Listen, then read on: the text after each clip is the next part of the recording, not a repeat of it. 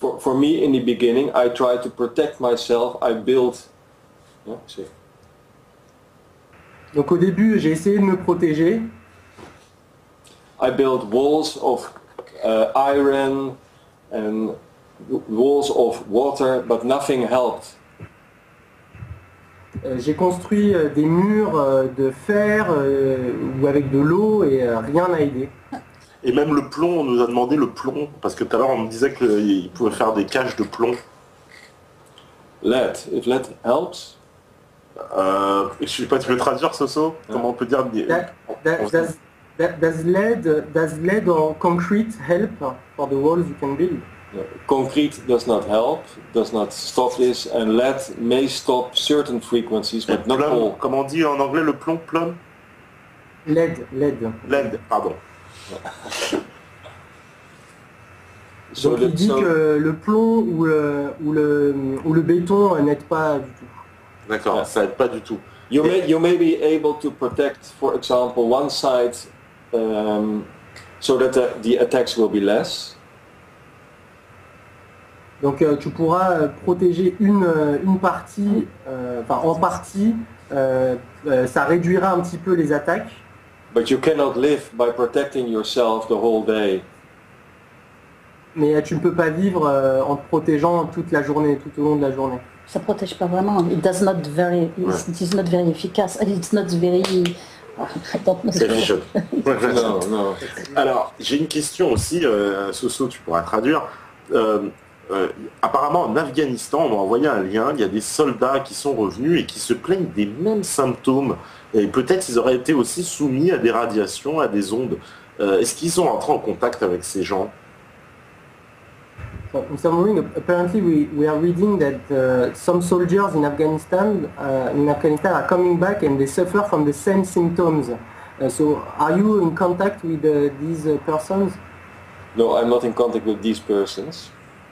Ok, parce que they sent me. Yeah, it is interesting. Yes. I will. And they said that I have read soldiers, it. yes, Yeah. have this exactly the same Exactly. symptom from you. They are privation de sommeil, on les fait passer pour fous. Ils ont un harcèlement par les voisins, au travail, au logement, partout. Ça m'étonne. But there are Ah, also. ça, je sais pas, mais Voilà. ils ont des symptômes de brûlure, de. Oui, parce qu'il faut ils pas le disent confuser. aussi. Non, mais Oui. ils décrivent tous les symptômes que tu Mais as moi, décrits, ce dont de je me brûlure, mets- etc. Ce dont je me méfie, c'est la possible volonté de faire une confusion entre peut-être une électrosensibilité liée à des radiations, tu vois, un Mais problème peut-être qu'ils ont été objectif. soumis à des armes, des tests aussi en Afghanistan, c'est possible. Peut-être, mais bon, c'est You pour ça can que je also- te dis, est-ce qu'il y a Yeah, tout le reste? Parce que là, on est dans le gang stalking et Alors, la torture électronique. You can also read on the internet about that these weapons have been used in Iraq. Yeah, j'allais y venir. I just- Okay. Yeah. Bah, on peut traduire, hein. Il a dit que ces armes étaient utilisées En oui, Irak. en Irak, because j'allais venir à cette question justement à l'assaut, puisqu'il y a aussi des gens qui m'ont envoyé un lien en me disant qu'en Irak, on a expérimenté justement ces armes électroniques à de très grande échelle. Est-ce que tu peux traduire cette question? Donc we have testimonies apparently that these weapons were used on a very large scale in Iraq and they were tested in Iraq apparently. Yes, they were tested in Iraq, but they were not officially used. Oui. Yeah, not of. Yeah. Mais c'est des témoignages irakiens. Iraqi testimony about Yeah, it. yeah. That's- Yeah. Because if it would be well known to everybody that these weapons were used, then probably they would be forbidden because they are against all laws, against humanity. Donc, voilà, donc comme il disait, ces armes ont été testées et pas officiellement utilisées parce qu'évidemment elles sont contre le droit international et que c'est tout à fait interdit d'utiliser ces armes. So that is why they are not used in wars, because then there would be a discussion and they would probably be forbidden because nobody wants these weapons in wars. C'est pour ça qu'elles ne sont pas utilisées dans les guerres parce qu'elles seraient débattues et elles seraient automatiquement interdites. So they are now used mainly for political control in Western countries. Voilà, donc ça reste très secret et c'est essentiellement utilisé pour le contrôle politique dans certains pays. D'accord. And is there a relation with the ARP project? Est-ce qu'il y a une relation avec le projet ARP? I don't think there is a relation with the HARP project, but all these military projects are related in some way. Alors, donc, je ne dirais pas que c'est directement lié au projet HARP, mais tous ces projets militaires sont d'une certaine manière liés. Ça m'a même été dit aux infos. on peut en parler. Alors, vas-y. Alors, en 2008, puisque j'ai été attaqué, moi, depuis, empêché de dormir depuis fin 2002, avec des ultrasons, fréquences basses, fréquences hautes, vibrations, phénomènes de résonance, c'est l'enfer, ça vous donne des nausées, ça vous met comme une merde, hein, c'est comme une loque. Eh bien, en 2008, j'ai entendu, ça m'a pas rentré dans l'oreille d'une sourde, que la police avoué, c'est pas avoué, mais enfin déclaré qu'effectivement, elle utilisait des ultrasons pour empêcher les réunions de jeunes dans les halls d'immeubles au PDHLM. Je confirme ta vidéo, je l'ai vue, c'est même passé sur les grands médias. Bien sûr, je dis pas, je mentionne rien, tout ce que je dis, ça peut être vérifié. Alors écoute, et quand j'ai entendu ça, j'ai dit bingo, s'ils peuvent balancer des nuisances sonores, des ultrasons puissants pour provoquer des nuisances, pour faire dégager les gens. S'ils peuvent le faire dans un hall, ça n'a jamais fait déménager les gens du premier, on est d'accord. S'ils peuvent le faire dans un hall qui est un endroit ciblé, réduit, ils peuvent le faire dans un appartement. Comment ils peuvent? Il n'y a aucun souci pour le faire dans un endroit ciblé réduit sans déranger. Parce que souvent la question c'est, mais comment ça se fait que tu peux entendre des bruits et ça ne dérange pas les gens du dessus, du dessous et d'à côté? D'abord parce qu'effectivement dans le hall, quand il y a ces ultrasons, ça ne dérange pas les gens du dessus, c'est déjà une preuve. C'est déjà la preuve aussi que l'OPDHLM, la police donc, et complètement utilise ces nuisances dans les OPDHLM. Moi, j'ai toujours vécu dans des OPDHLM, des logements sociaux, mais en dehors de ça, ça signifie bien que ce sont des méthodes qui sont utilisées pour provoquer des nuisances, et on peut donc les utiliser de façon plus grave à l'intérieur d'un logement. Voilà. Je voulais le dire parce que ça. Et d'ailleurs, je vais dire un truc drôle, c'est que c'est apparu une fois cette info. Après, moi, je l'ai pas. Ah ouais, ça a disparu. Ils ont dû dire merde, on a fait une connerie, vite, il faut. C'est comme le truc de Raymond Barre qui a parlé de lobby juif en 2007 à un collègue là, on le voyait en voix off en train de dire c'est le lobby juif. C'était au moment de la présidentielle de Sarkozy. Le nazi-sioniste, et donc là, elle a disparu, il est dans la vidéo, et il a eu surtout une attaque cérébrale ou cardiaque. Quelques jours après, il s'est retrouvé à l'hôpital militaire, il n'a jamais repris surface parce qu'après il est décédé quand Sarkozy était installé comme président de la République. Donc on peut se demander... Mais il paraît que Sarkozy lui-même, on peut se demander, moi je me demande plus. Il a eu un AVC, Sarkozy aussi a eu une attaque. Est-ce qu'il n'a pas été lui-même aussi, à la fin, victime d'une attaque? Oui, j'en sais rien. Et tu sais quoi? J'en m'en contrefous, parce qu'on n'en a pas la preuve. Non, parce qu'on m'avait exprimé cette idée-là. Qu'à l'époque, qu'il serait victime, qu'il avait été victime d'une attaque électronique. Non, mais je t'assure, et c'était avant que j'entende parler de votre histoire. C'est pour ça que j'ai fait un... Ah bon, il brûle, il a été interné, il est harcelé? Non, pas harcelé, une attaque qu'ils ont fait. Non, on ne sait pas. Tu sais, ça peut être balancé par n'importe qui. I have been told before I heard talking about you that President Sarkozy had a heart attack after his jogging, and it was cardiaque, the person told me that it was an electronic attack, but well, I don't know. But it was before I was talking about you, so immediately I had a relation. Voilà. It was. I also told you that, I think. Because you think the same? Yes, there was a few months in a row when there was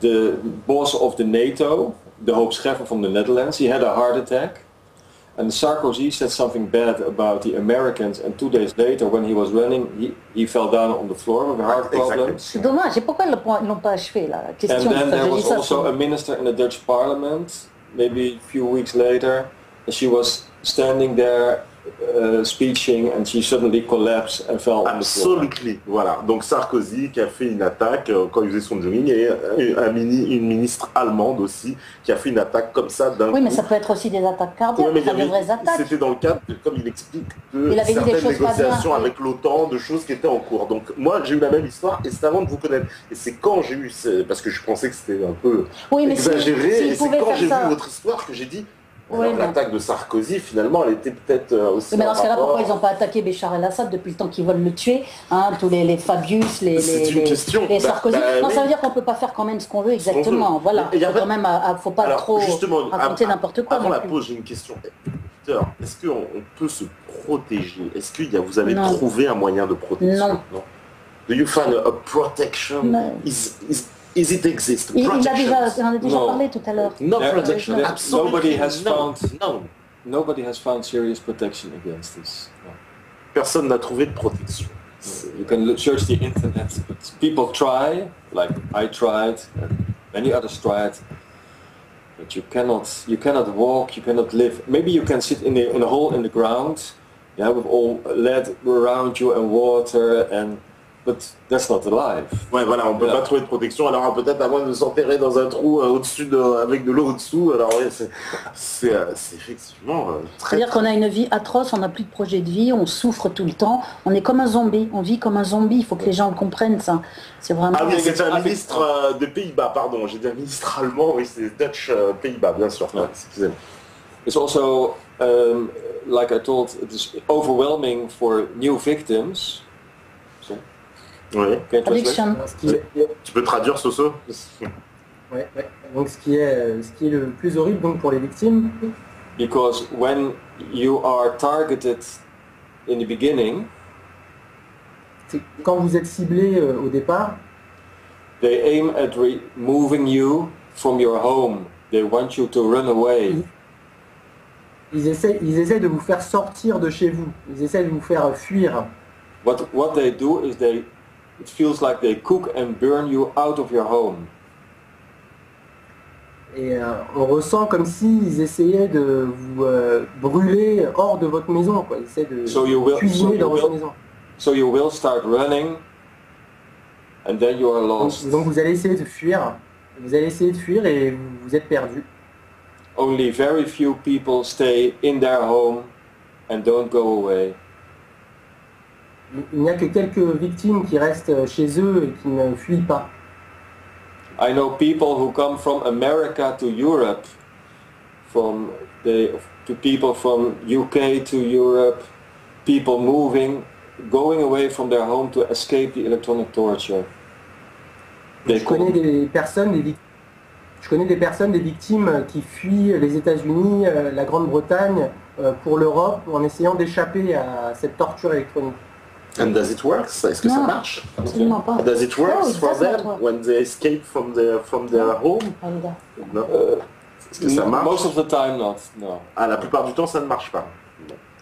Bah, c'est compliqué. C'est vraiment autre chose aussi. Oui. Où on voit que c'est en lien avec la politique et on connaît le mécanisme à la fin par cœur. Par exemple, si on balance plus de documents ou si on fait un article sur la torture électronique et qu'on le balance sur Facebook ou si on prépare une émission, alors ça s'appelle le système des représailles. Et vous en parleront les gens qui ont des sites et qui connaissent bien ça. C'est dès qu'on s'exprime sur le sujet, when we speak about that, we write about that, we prepare an émission. It's worst. It is a system, je ne connais pas le mot en anglais, moi je ne parle pas bien anglais, un système de représailles. Là, donc on peut même le prévoir, on sait comment il fonctionne. Il vous brûle encore plus pour vous intimider, pour vous dissuader. Voilà. Et ça dissuade certaines personnes, puisqu'on devait avoir une autre victime, elle n'a pas supporté. Donc ça demande un courage dingue, il faut que les gens le comprennent. C'est quoi? Ils vous explosent pour vous empêcher d'en parler. Quand les deux victimes essayent de se rencontrer, je connais un cas, je ne dirais pas les noms, parce que la personne ne veut pas qu'on parle d'elle, ça a été terrible après comment ils ont été brûlés. Terrible. Ça s'appelle le système de représailles. Et moi, je l'ai constaté dès que je balance des sujets très précis. Mais moi, je suis ainsi faite que plus on m'en fait, plus je balance. C'est peut-être kamikaze, mais c'est comme ça que je suis. D'accord. On va en parler juste après, c'est l'heure de la deuxième pause. Et puis on en parlera, puis on reviendra, on parlera du problème de Alain Jules aussi. Ah, tout de suite, tu te lèves tout de suite, on n'a pas fini. Bon, mais non, c'est pas fini, attends, il faut que je fasse la transition. Il est plus rapide que moi. On en parle. Ah d'accord, je savais pas. Non, parce que la régie, il faut quand même que Mike à la régie. Ils ont vu mon jean. Ah bah là, je t'ai levé dès que j'ai dit c'est la pause, mais c'est bon, il est prêt. Donc on fait une pause, on revient tout de suite après. Et je précise qu'on va parler de Alain Jules, justement, parce que tu as quand même des révélations à nous faire. Et je sais qu'Alain Jules est très respecté, donc on va en parler quand même, parce qu'elle a des choses à nous dire. Béatrice, à tout de suite, à vous la régie. Pas sur Alain Jules, parce que j'expliquerai quelque chose après. Beaucoup de gens nous disent, mais est-ce que vous pouvez nous... Bonsoir, voilà, de retour sur la libre antenne. Alors on me disait, c'est quoi le nom? Mais malheureusement, je n'ai pas le nom des deux artistes qui sont passés, on vous les a passés souvent. On vous redira de toute façon le nom. Tous Elios. Tous Elios, voilà. Et il y avait Cynic aussi, au tout début. Oui, il y avait Cynique au tout début. Une époque formidable que j'ai choisie, parce que j'adore le texte. La chanson. Et je passerai après un morceau de Cynique en dédicace qui s'appelle Assassin à la fin. C'est pour tous les cloportes du net et compagnie, tous mes ennemis, en cadeau, en dédicace, ils se reconnaîtront tous. On le passera à la fin, justement. Voilà. Alors, j'aimerais quand même qu'on aborde, parce que toi, tu m'as parlé quand même, Béatrice, d'un personnage qui est hautement respecté dans la dissidence. Ça m'intrigue quand même, parce que moi, c'est quelqu'un que évidemment, je ne connais pas personnellement. Aussi, mais on peut en parler, parce que... On va pas passer l'heure sur lui, parce non, on va pas passer l'heure sur lui. On va passer les documents, on va bien trouver, et puis après, on passe à autre chose. On va toucher un mot, c'est Alain Jules.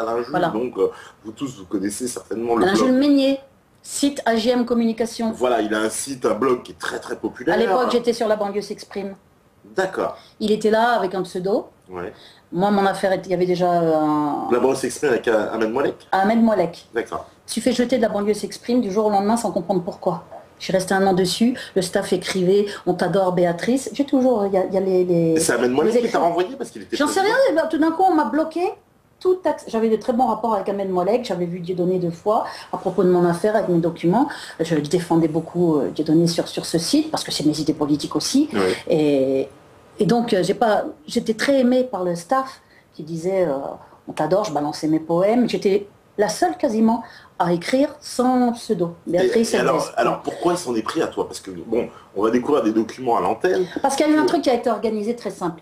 Tout d'un coup, mon père, il s'est retrouvé avec un dossier psychiatrique et puis cette fameuse maladie juive génétique très rare. En peu de temps, en 2007, c'est quand mon père est devenu un élément gênant dans mon affaire puisqu'il avait compris que mon passé avait été falsifié dans des documents pour permettre à ma mère de m'interner. Parce que mon affaire, elle est complètement atroce.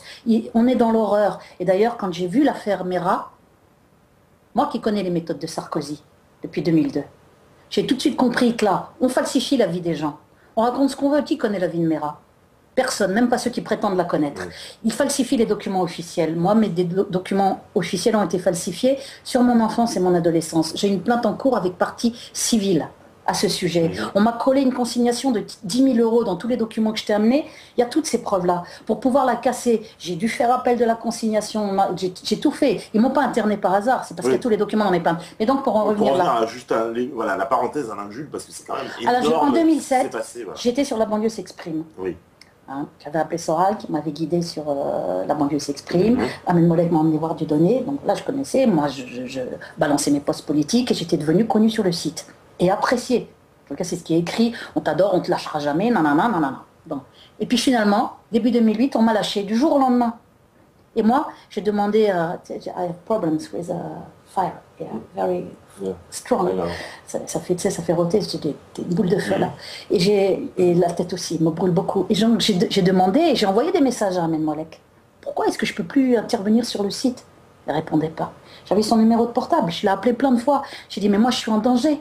Mon père, il est là avec sa maladie juive, ils lui ont fait un faux dossier. Moi, je sais que je suis menacée. Il faut que je fasse un blog pour ma sécurité. C'est chaud, quoi. C'était chaud pour ma tête. J'avais déjà été embarquée, menottée, en 2004, menacée d'internement sans raison à l'appui. J'avais une plainte en cours contre la police. J'étais harcelée par les voisins, empêchée de dormir. Bref, c'était la totale.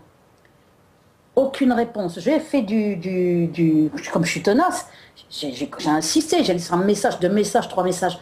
Aucune possibilité, aucune réponse. À l'époque, j'ai eu tort. J'aurais dû aller retourner à la main d'or, demander des explications à Dieudonné. Je ne l'ai pas fait parce que j'étais complètement claquée, harcelée, et que je me suis dit, il doit être dans le coup aussi. Je me le suis dit faussement sans doute. Il doit être dans le coup puisque j'ai vu que peu de temps après, ils ont fêté le succès d'un procès contre une avocate juive qui s'appelait Kutierman, ou je ne sais pas trop quoi, un nom qui ressemble à ça. Il buvait le champagne, il y avait marqué qu'il fêtait la victoire du procès. Il y avait ce procès. Et j'ai dit, putain, moi je me suis dit, j'ai été le deal peut-être de ce procès puisque je savais déjà qu'un an avant, Ahmed Moalek avait eu des pressions. Il l'avait fait savoir publiquement sur La Banlieue s'exprime. On m'a appelé, on m'a fait des pressions concernant Béatrice Elbez. Je ne dirai pas qui, mais j'ai tenu bon et on tiendra bon, Béatrice, on ne te lâchera pas. Des pressions pour m'éjecter du site. Tout ce que je dis est vrai, il y a même l'écrit que j'avais mis dans mon blog où il expliquait, parce qu'il m'avait à la bonne, Ahmed. Moi je l'aimais bien aussi, il m'avait emmené voir Dieudonné et tout. Et donc moi quand j'ai été jetée en plein danger, après que mon père il se soit retrouvé à parler comme ça, toute l'horreur, j'ai dit, mais putain, il me lâche au moment le pire. J'avais fait, quelques mois avant, mon blog pour ma sécurité.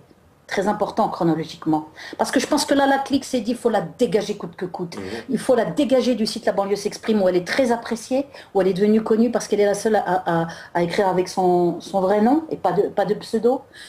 J'avais des articles, genre je mettais mes poèmes, j'étais entre guillemets la muse du site, il disait, tu vois, un peu un statut à part, un peu la mascotte, quoi.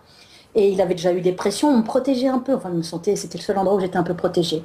Et quand j'ai été jetée, je me suis dit, sûrement à tort d'ailleurs, mais j'ai pensé qu'il devait être, il doit être dans le coup Dieudonné, puisqu'il parraine le site. Les ogres me cassaient aussi, ils ont commencé à me casser, qui était un site aussi parrainé. Aujourd'hui, quand j'ai vu l'embrouille avec Ahmed Moallek dernièrement, je vous l'explique parce que je sais que les dissidents, ça va les intéresser. Moi, je préférerais parler du réseau criminel institutionnel en 92, des faux par les administrations, des propos du préfet, mais bon, on va intéresser un petit peu les dissidents avec les comment on appelle ça, les affaires people, hein.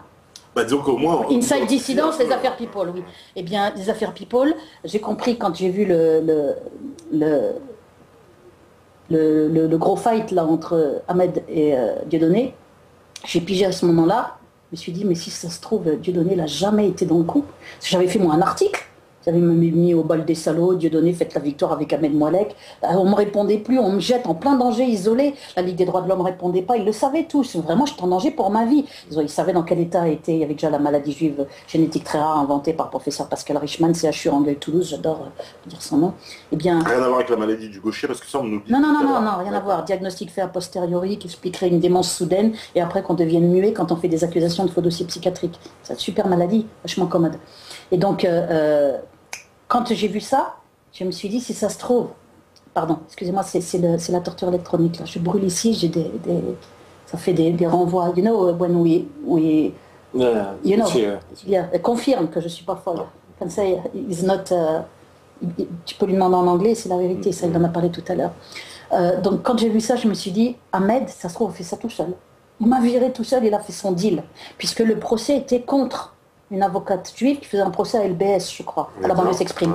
Donc moi, on m'a jeté, et je me suis dit, dans le deal, il y a, vous jetez LBS, si vous voulez gagner le procès. Peut-être qu'il y a eu ça. C'est une hypothèse, elle n'est peut-être pas si tordue que ça, puisqu'effectivement, ils ont gagné le procès peu de temps après, et qu'on ne m'a jamais donné aucune explication malgré ma ténacité. Ce que j'ai fait, j'ai voulu aller voir les gens de Kémy Séba. On est en plein dans le people là, parce que moi, comme personne ne me défendait, quand on est en danger pour sa vie, son père massacré, qu'est-ce qu'on fait? On essaye de joindre des antisionistes connus, hein, sauf à être cinglé, on n'a plus que ça comme solution. Alors j'ai dit, je vais aller voir les grands courageux, je vais aller voir Sobral, je vais appeler partout. Et donc, Kémy Séba, il me restait, puisque j'étais grillée avec le site parrainé par Dieudonné, dont Ahmed Moallek était responsable. Refus d'explication. Et là, j'ai eu un rendez-vous avec le staff de Kémy Séba. J'avais appelé au 06 machin là, sur le site Kémy Séba. Je tombe sur deux gugus qui avaient des pseudos, je ne sais pas comment ça s'appelait. Très bien, moi j'arrange le rendez-vous, je crois qu'on va m'aider, tout ça, j'y vais. Ils m'ont traité d'une manière... moi je ne dis pas ça du tout, et là je le précise. Je ne dis pas ça pour casser du tout les antisionistes, parce que c'est bien qu'ils existent. Je veux simplement les mettre en garde, ceux qui ont ceux qui sont vraiment médiatisés, les Dieudonné, les Soral, les Kémy Séba, de faire attention aux gens qui gravitent autour d'eux, qui reçoivent les gens en leur nom. Parce que moi j'ai eu de rendez-vous avec deux types dans un square à Paris. Je leur avais donné le lien de mon blog et tout, qui existait déjà, mais ils m'ont traité pire que la police. Deux indiques. Et c'était des types Des types qui répondaient au téléphone quand on appelait au numéro secrétariat mis sur le site de Kémy Séba. D'accord. Donc j'ai bien dit dans mon article, parce que j'avais fait un article terrible après, ils m'ont traité comme de la merde, en faisant comme si, comment ça, une maladie juive j'ai une génétique très rare, comme si j'étais folle. Et même pire, comme si j'étais je ne suis pas une agent du Mossad, mais de faire connerie infiltrée. Ils m'ont même dit, allez, casse-toi à la fin, horrible. Alors que moi, j'attendais de l'aide, vraiment. Et là, je me suis dit, bon sang, Kémy Séba, il ne doit pas savoir que ces deux gars-là, c'est des petites ordures. J'ai fait un article qui s'appelait « L'impression rencontre avec le staff de Kémy Séba ». J'avais bien précisé, mais ce n'est pas Kémy Séba que j'ai vu. Je ne l'ai jamais eu en ligne, ni rien. Peut-être pas du tout au courant que j'existe, ni rien. Mais son staff... C'est vraiment l'impression d'avoir marché dans la merde, ça s'appelait, le titre de mon article. Donc c'était violent ce que j'ai vécu. Je suis repartie horrible, antisémite en plus. Allez, casse-toi, sale juif, ou je sais plus trop quoi. Le truc, la folie. Ouais. Ah mais le truc sauvage, je me suis dit, mais putain, ils sont de la police, c'est quoi ces deux ils sont payés, il sait sûrement pas que ces deux gars bossent pour lui. Il m'attendait à deux dans un square. mettant en doute tout ce que je leur disais alors qu'il y avait les preuves sur mon blog. Donc moi à l'époque j'aurais dû aller voir Dieudonné. Je ne l'ai pas fait parce qu'empêché de dormir dans une situation terrible, mon père dans un état épouvantable, c'est une période terrible, ils lui ont coupé une jambe après à mon père. Il a fallu crever à l'hôpital, ils l'ont laissé comme ça, septicémie. Enfin, mon père, il a vécu l'horreur. Il est mort avec un faux dossier psychiatrique, avec une pseudo-maladie juive génétique très rare, inventée après, pour le faire taire. Et ma tante a témoigné, puisqu'elle a recueilli les accusations de mon père devant moi à l'hôpital, quand on a pu revoir mon père. J'ai déposé à la gendarmerie. Le juge Yves Ravalec, j'ai fait une plainte pour mise en danger grave de la vie de mon père. J'ai fait une plainte avec tous ces éléments et la déposition à la gendarmerie de ma tante. Il a fait un non-lieu en me faisant passer pour très confuse. Et alors qu'il y avait c'était très bien rédigé.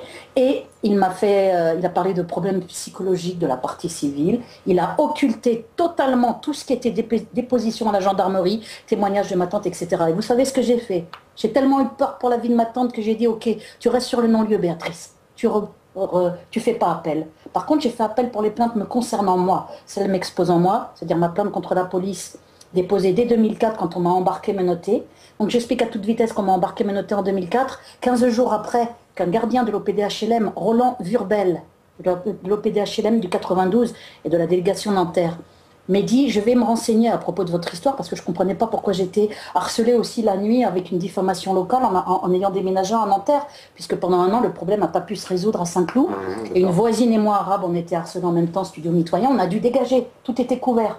J'avais déposé plainte contre la police de Saint-Cloud, tout était classé sans suite. Elle était en larmes tous les jours, tout le monde savait qu'on ne pouvait plus dormir, vibrations, bruit de moteur, on ne savait pas bien ce que c'était. En fait, c'était du harcèlement électronique déjà.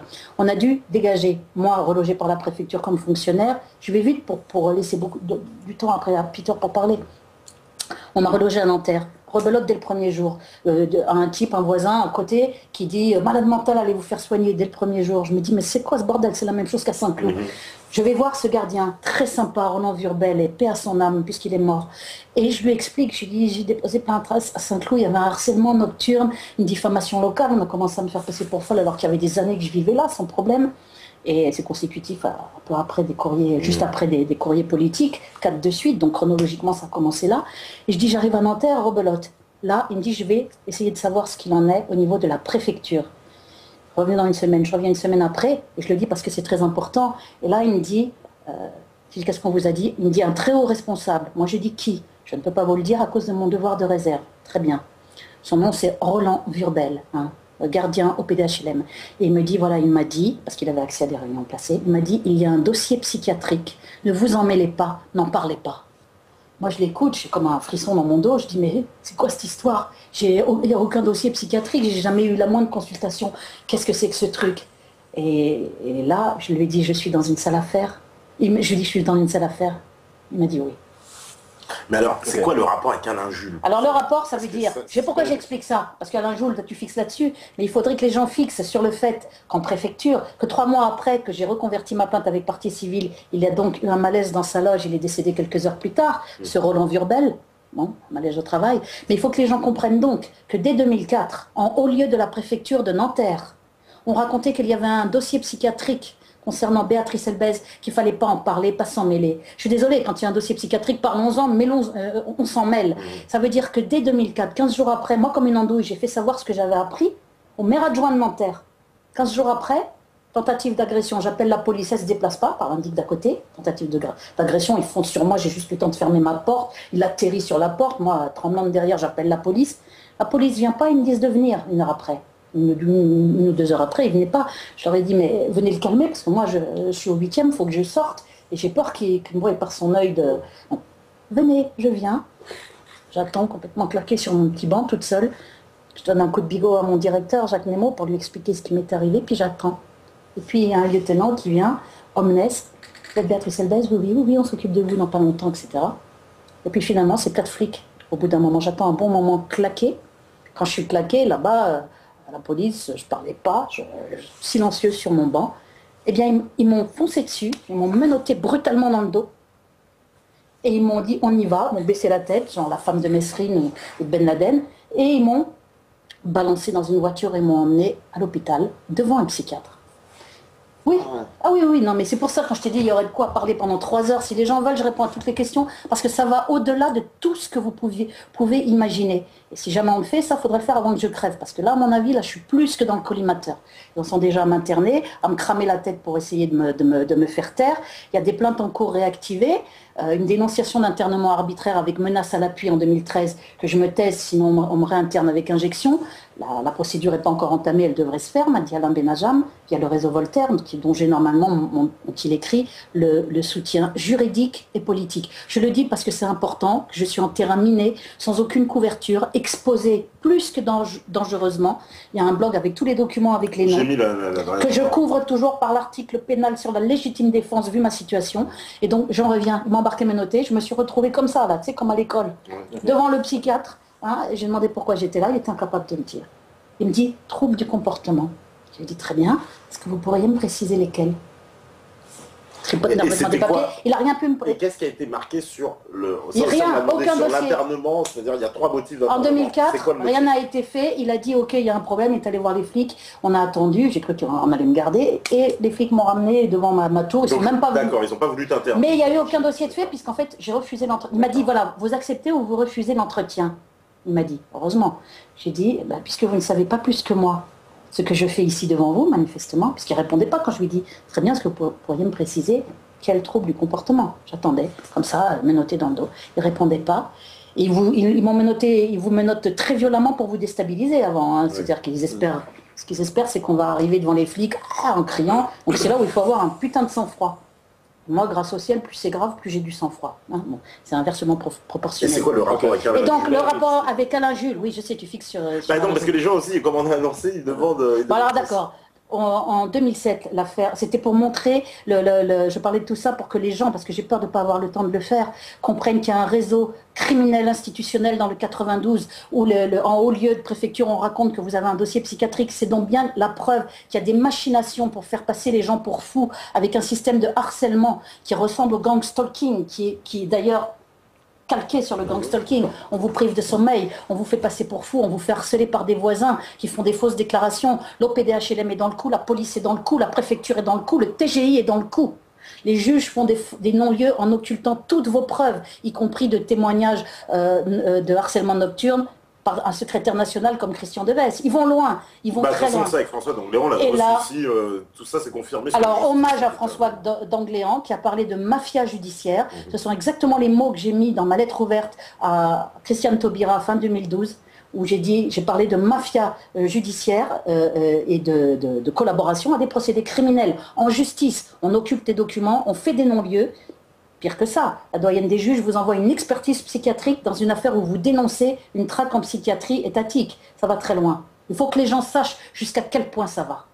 Parce que moi, pourquoi je parle de tout ça? Parce que la collaboration, c'est le mal qui tue. S'il n'y avait pas tous ces collabos, et il y en a plein sur Internet aussi, dans les réseaux sociaux, planqués dans des groupes soi-disant antisionistes, et là on va arriver à Alain Jules, hop, tu vois comment je fais la petite passerelle, des groupes soi-disant antisionistes qui en fait véhiculent une propagande sioniste. Avec des articles ambivalents et de temps en temps un article bien dégueulasse. Une fois qu'on le sait, on le repère, c'est simple comme c'est un enfant de 10 ans pourrait le faire. Ça, je parle de la collaboration parce que non, en l'occurrence, c'est pas de la collaboration, c'est vraiment des groupes sionistes. Mais la collaboration est un mal qui tue. S'il n'y avait pas tous ces collabos dans les administrations, dans le voisinage, des gens qu'on paye avec un logement social peut-être, avec des papiers de régularisation pour des membres de leur famille, puisque souvent c'est des étrangers. Je suis dans une cité classée zone sensible, à Nanterre. Petit moyen, petit salaire de merde. Bon. S'il n'y avait pas toute cette collaboration, rien de tout ça ne serait possible. Strictement rien. Pire, je dis aussi que la collaboration peut exister à ce point parce qu'on utilise des gens en situation précaire. Beatrice, we should also talk about other things. What? We should also talk about other things, okay? You want to speak about? Electronic torture.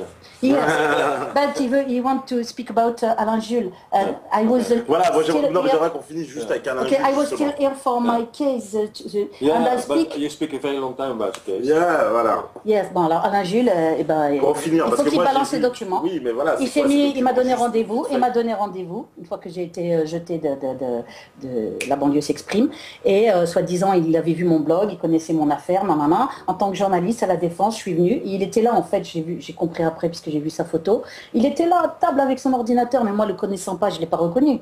Et quand je suis rentrée chez moi, j'ai demandé pourquoi. Quand j'ai vu que c'était toi, finalement, je vois ta photo.